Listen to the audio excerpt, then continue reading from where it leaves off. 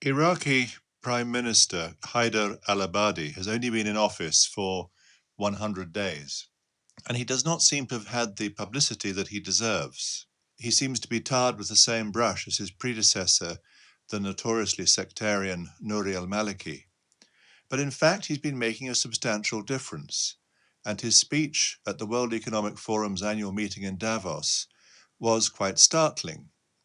He described how, rather than keeping Baghdad as a predatory central federal entity, he is trying to devolve powers to the provincial governments. The importance of this is that this has been a key political demand from the Sunni areas, who have feared the predatory ministries and their narrow and tax-grabbing policies.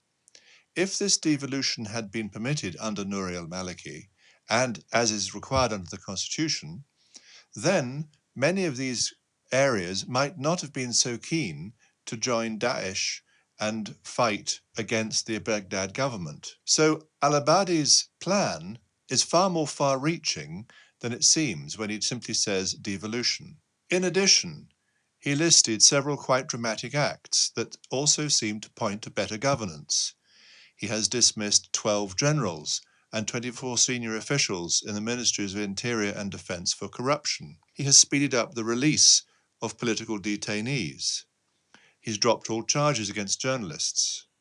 And, most importantly, he's brought all the armed militias that sprang up after the army was defeated when Daesh almost got Baghdad, and he has brought them under the control of the Baghdad government.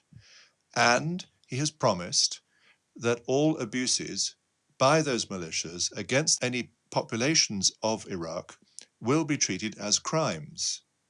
This is all quite dramatic stuff and went down well at Davos.